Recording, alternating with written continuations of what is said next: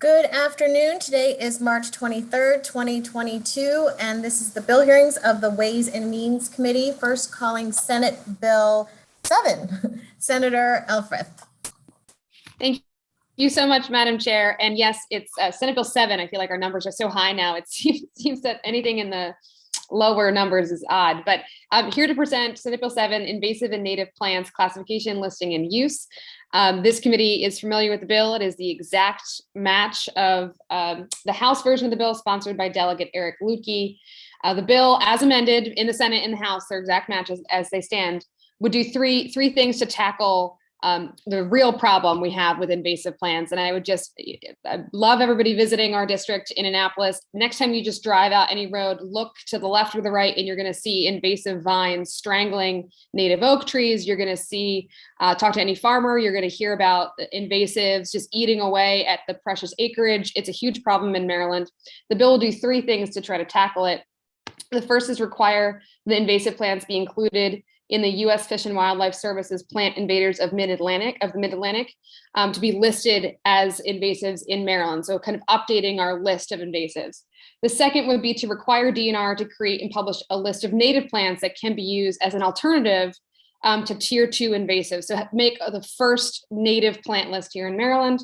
And the third, require the prioritization of native plants for all planning projects done by state entities or organizations that receive state dollars. We passed a bill a couple years ago that says we cannot use invasive plants on state projects. This would take it one step further and say that when it's available, we should be prioritizing the planting of native plants to try to bring back that native biodiversity we have here in Maryland.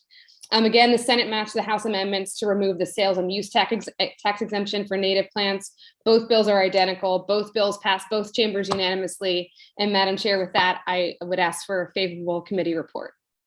Thank you. Are there any questions for Senator Elfreth? Okay, seeing none, thank you. Thank you. That concludes the hearing on Senate Bill 7. Next, calling our favorite puppy-loving senator on Senate Bill, 93, Senator Kramer. Yes, and thank you for that, Madam Chair. Good to see you. And the committee should be grateful this is not a puppy-related bill. In fact, this one should be very easy for the committee colleagues, our residents, our friends, our neighbors, family members with disabilities are employed at a much lower rate than the general population. In fact, the unemployment rates are 70% higher for those with disabilities than the general population. So this bill simply modifies existing law to see if we can create a greater incentive for businesses to employ our residents with disabilities. So it simply changes that for 30% of up to the first, what was $9,000 of the wages paid, that would be modified to $15,000 of the wages paid to the qualified employee with the disability during each of the first 2 years of employment. The second piece is that we would also increase, currently there is a credit that is allowed in an amount equal up to $900. We would increase that to $1,500 of the qualified child care or transportation expenses, again, for the first 2 years of employment. The fiscal note is virtually non-existent. It is a win for our business owners and operators. It's a win for, again, our friends, our neighbors, our family members with disabilities. The bill passed unanimously, both in committee and on the Senate floor. So colleagues, I would ask for your favorable report. And it may be, I think we'll need to look in a couple of years, see if once again, this is stimulating interest in the hiring of our residents with disabilities. And hopefully that's the case, because we learned the lesson the last time it was increased, that there was a boost for a period of time. but time erodes the value of a dollar, and currently the value of what's in statute at the moment is not enough of an incentive. So with that, Madam Chair, it's wonderful to see you. Colleagues, I'm happy to answer any questions if there are. Are there any questions for Senator Kramer? Okay, seeing none, great to see you too, Senator Kramer. Thank you. Thank you. Thank you all. Enjoy the day. Thank you. That concludes the hearing on Senate Bill 93. Next, Senate Bill 191 is a departmental bill from the Maryland Department of Commerce, and we have Jennifer Cox-Lahat here presenting the bill. Whenever you're ready. Thank you, Madam Chair. Good afternoon, Chair Atterbury, members of the committee. My name is Jen Lahat. I am the Managing Director of Policy, Research, and Government Affairs at the Maryland Department of Commerce, and I am here today to present Senate Bill 191.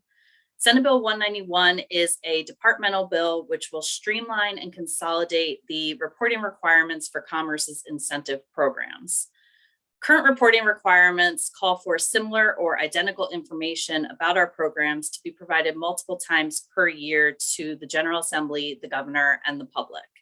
For example, there is a consolidated incentives report, the Maryland Jobs Development Act report, which was created in 2013. And there are also individual program reports required in the enabling statute for most of our incentive programs. Commerce is currently required to submit over 50 reports to the General Assembly and the governor each year, and that does not include individual reports requested and submitted on an annual basis. While those mandated reports are not identical, they're often substantially similar, which can be duplicative and inefficient. Senate Bill 191 would consolidate and streamline those reporting requirements while requiring that Commerce still provide full and thorough reports about our programs. To be clear, we absolutely agree that Commerce should be providing this information to the General Assembly, the governor, and the public, and we have no wish to change that, but we do believe it can be done in a more efficient manner. To that end, Senate Bill 191 repeals the individual reporting requirement in the enabling statute for Commerce's financial incentives and tax incentive programs, and consolidates those reporting requirements in section 2.5-109 of the Economic Development Article, which is the Jobs Development Act report. In addition, it sets up a mechanism so that when new programs are created, they will automatically be added to that reporting requirement without a report required to be in the enabling statute when a bill is passed. Not only will this bill improve operational efficiency within the Department of Commerce, it will help ensure that data is consistent because multiple reports won't be filed at different times, and it will make sure that we report on our programs with clarity and transparency. The Department of Commerce requests a favorable report on Senate Bill 191, and I'm happy to answer any questions you may have. Thank you. Are there any questions for Ms. Lahat? Okay, seeing none, thank you. And that concludes the hearing on Senate Bill 210. Next, Senate Bill 215 is also a departmental bill, and Mary Beth Tung is presenting on behalf of the department. Thank you. Good afternoon, Madam Chair and committee members. For the record, my name is Mary Beth Tung, and I'm the director of the Maryland Energy Administration. I'm here today to offer testimony for Senate Bill 215, for which we are hoping a favorable report. This bill was introduced in the 2017 legislative session, and since then, the program's been incentivizing the adoption of energy storage systems for commercial and residential taxpayers. These storage systems provide the owner with resiliency and continuity of service in cases of outages, including those caused by major weather events. But one limitation of non-refundable tax credits is that in order for a taxpayer to enjoy the full benefit of the credit, they must have a tax burden equal to or greater than the credits they receive. Refundable credits, as you all know, provide the same financial benefit to taxpayers regardless of the taxpayer's overall tax burden. The bill addresses this by allowing the tax credits to be refundable, but limited that allowance to owner-occupied residential applicants only. This effort to increase equity is not expected to significantly affect the drawn down rate of the annual limit on credits, but it will add an important mechanism to ensure that Marylanders of all socioeconomic standing may take full advantage of the program. Other changes to the statute would include increasing the annual limit for energy storage tax credits by $2,500 from $750K to $1 million, and extending the program sunset date to tax year 2024. In an effort to not repeat the testimony before you, the written testimony before you, I will stop here, and I'm certainly happy to entertain any questions the committee might have. Are there any questions? Okay, seeing none, thank you. And that concludes the testimony on Senate Bill 215. Next, Senate Bill 210 is a departmental bill, the Department of Transportation, and Heather Murphy is presenting the bill. And I apologize, I skipped you, but we're back, you're back. I'm back. That's fine. Thank you, Chair and members of the committee, for the opportunity to speak today on Senate Bill 210. This is an amendment to our commuter tax credit. So for the record, I'm Heather Murphy. I'm the Director for the Office of Planning and Capital Programming at MDOT Secretary's Office. All right, so you've got our written testimony, but to be quick, Maryland 210 is intended to basically give more flexibility to our Maryland businesses to expand options that they have to offer commuter benefits to their employees. As everybody starts going back into the office, we would like to make sure that people go back in the most efficient way and not necessarily their own car driven by themselves. So we really are looking at expanding this commuter tax credit, which is to the businesses in Maryland. It's a tax credit that they can claim in an amount equal to half of the money that they provide a qualified commuter benefits, up to $100 per individual employee per month.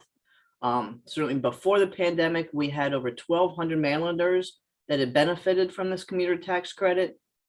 And the current law allows commuter tax credits for employers that provide van pools, transit payments, cash in lieu of parking, and employer guaranteed ride home. We want to try to expand this to include carpooling, teleworking, active transportation like biking and walking, as well as last mile options like shuttles or Uber and Lyft that get them from a transit station to their office and back. The Senate did amend our bill to include scootering as well. There is quite a few locations where you can have your scooter rental, so they can help pay for that. And really, these enhancements are to provide opportunities for businesses to attract and retain employees, but also look to reduce congestion and improve air quality as we move forward. It really is to just add flexibility to our employers in Maryland to provide those additional commuter benefits to employees to help reduce, as I said before, that number of single occupant work trips. We do expect a lot of Maryland businesses to return to the office in this next spring, summer, if they have not already done so. And so we really want to try to offer these more flexible work options now to make sure that we get people thinking a different way of how they return to work. There is also two other amendments that the Senate put on that we are in favor of, that caps that amount of tax benefit across the state to $1 million. Considering before the pandemic, we were at most half of that. We don't see that as an issue. And we are looking to come up with an actual application process so that we can make sure that we're all on the same page with the comptroller's office that has to give those tax credits. So thank you again for the opportunity to discuss this important bill, and we look for a favorable opinion from the committee. Thank you. Are there any questions for Ms. Murphy? Okay, seeing none, thank you. Thank you. And that concludes the testimony on Senate Bill 210. Next, Senate Bill 245, Senator Kagan, whenever you're ready. Thank you so much, Madam Chair. Good to be back in Ways and Means 2 days in a row. Not an election bill today. This is called NIMBLE, the Nonprofit Interest-Free Micro Bridge Loan. And this was enacted in 2017 to support our important nonprofit sector. About 13% of our workforce is focused and employed by the nonprofit sector, and government does not always treat the C3s very well. And the problem is that they provide grants or contracts, and yet there's a delay in getting that money through. Nimble's a program that allows them to continue to meet payroll and pay their rent and other expenses while waiting for government to pony up.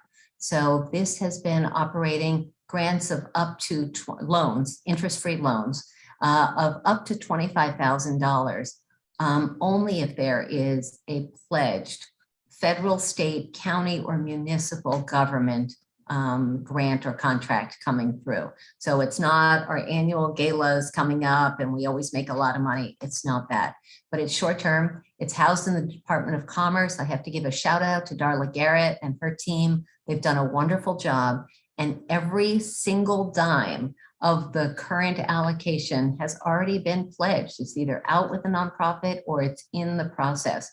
And so this bill this year will finally, if passed, will finally get to the original $1 million one-time allocation as a revolving loan fund to make sure that we can continue to support our nonprofits, especially as they are struggling to meet the demands as a result of COVID. So with that, I'm happy to answer any questions.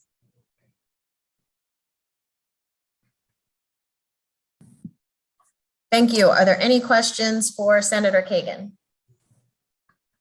Okay, seeing none. Thank you, Senator Kagan. Good to be with you. Take care. That concludes the testimony on Senate Bill 245. Next, Senate Bill 272 is at the request of the Comptroller, and we have Andy Schofel here to present the bill. Thank you, Chair Atterbury. Thank you for the opportunity to provide remarks on this crossed over agency legislation, Senate Bill 272, Disclosure of Tax Information, Fraud Detection, Prevention, and Response. Like the prior host, I'll keep my comments brief. For the record, Andy Schofel, Deputy Comptroller. As you know, fraud is endemic in government finance, and the flow of federal funds in response to the COVID pandemic has amplified the fraudsters' attempts and hardened their resolve. You may also know that we are a national leader in fraud detection. To put the dollars into perspective, prior to the pandemic, we were stopping on average about $16 million a year in fraudulent income tax refund attempts. That number does not include the egregious large attempts that we get frequently throughout the year for refunds to the size of like $100 million. So we don't even really count that, but we do get hit with those as well. Since the pandemic, the dollars that we've been stopping have encroached over the $20 million mark. So we have seen, about a 30% increase in the dollars that the fraudsters are attempting to steal from the Treasury. These fraud attempts are incredibly sophisticated, and we're not the only targets. There's a very high likelihood that any fraudulent attempt against us is also hitting the IRS and other state tax agencies.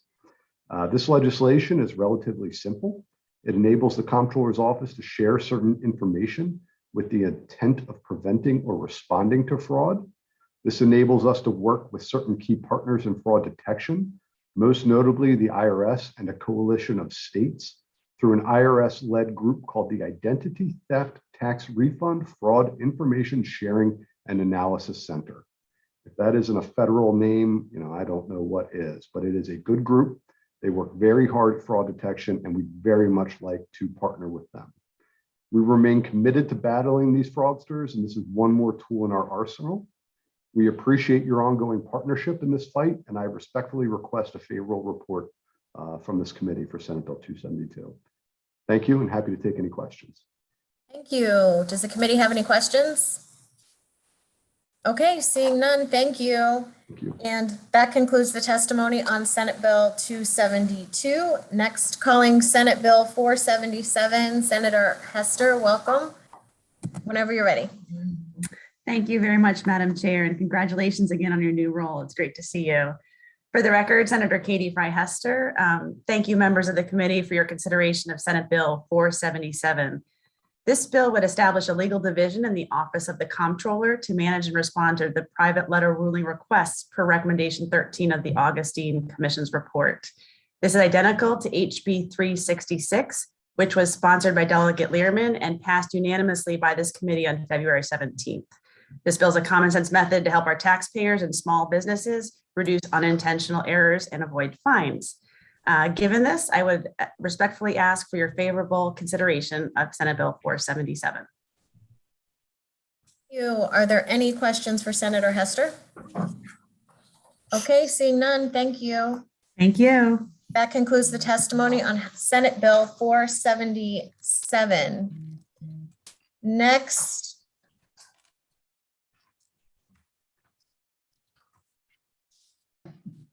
Thank you. Calling Senate Bill 369.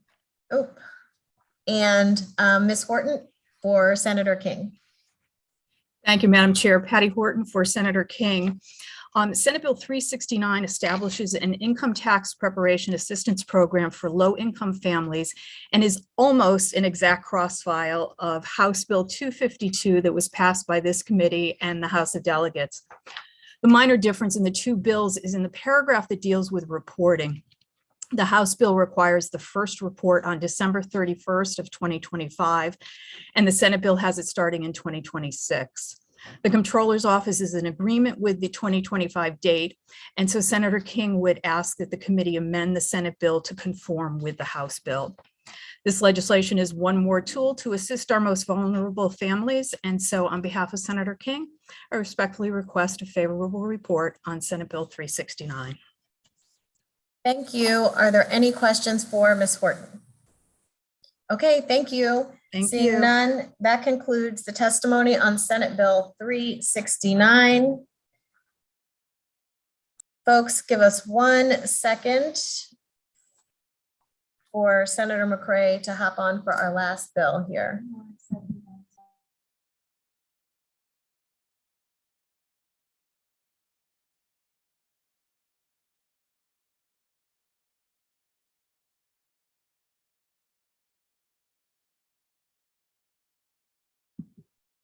Senator McCray is on his way to his office to log on to do this. So give us 1 second.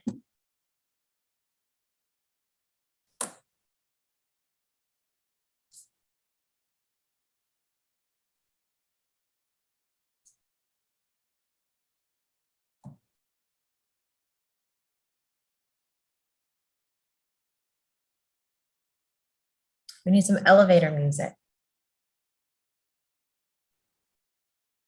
Everyone's so serious. You must be focusing on the entertainment for tomorrow. Chanel's face.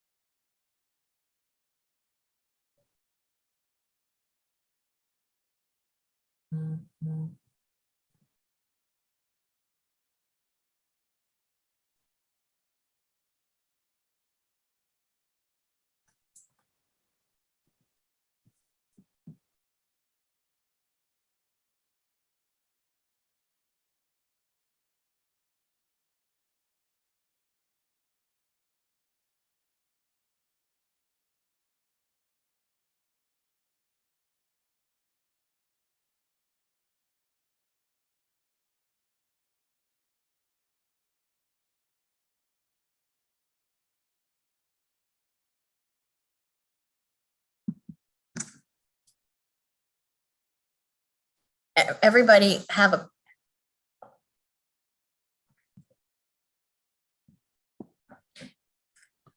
Senator McCray. Hey, how's Ways and Means doing? Good. Calling Senate Bill 536, our final bill of the day. Senator McCray, thanks for doing a sprint to join us. Yeah, first, just let me say thank you, Madam Chair. It is a great honor, proud privilege to be able to say that at this moment. I believe that Mr. Vice Chair, I don't see him on here, and I think he's over in the Senate somewhere. hiding in the Senate. And my delegate from the 45th Legislative District Delegate Branch. It's always good to see you all, and every member of Ways and Means. I come to you in reference to Senate Bill 536. And Senate Bill 536 is pretty much an opportunity where in my respective district, I have an entrepreneur, Trevor Price. He may be on here unless this is Senate only, sponsor only. But Trevor Price, football player, former Ravens player. But one of the things is that he actually works on where we create these animated things that we see on Netflix, Hulu, and things of that nature. He's doing that in this phenomenal building in our district called the Hohen Building at this moment, and looking to expand that opportunity. So this is another level of film, but this is like animation from that standpoint, and trying to benefit from what we have as the film productivity activity tax credit. So this is just expanding the definition to be inclusive of digital animation and help to grow. Madam Chair, I'd just like to leave you with, I saw Trevor, I want to say about a year ago, and there was like a couple people there. And then I go there a couple months ago, and I wanted to say it was like 80, 100 people. I said, Trevor, where are you finding these people at? Young kids. He said UMBC. He said Micah. Like, this is a new growing industry, and just want to make sure that we can all benefit from it. And I think this is a phenomenal opportunity. I don't want to say it, but it did pass out the Senate unanimously, and just hoping that it does the same thing in the House. Thank you. Are there any questions for Senator McCray? I think I see all hands are going up for questions for Senator McCray. Everybody has questions for you. We're just teasing you. Great to see you. It's always good. I was about to say I ain't new. Usually we do that to the new people, but we were just doing that. You know, we came up with that because we were sitting here just killing time waiting on you to join us. All right. Well, thank you again. And just always a proud privilege to be able to see you at work and just see the committee at work. Thank you again. Y'all have a blessed Thank you. And that concludes the testimony on Senate Bill 536. Thank you, committee. That concludes our hearings for today, and we will resume tomorrow at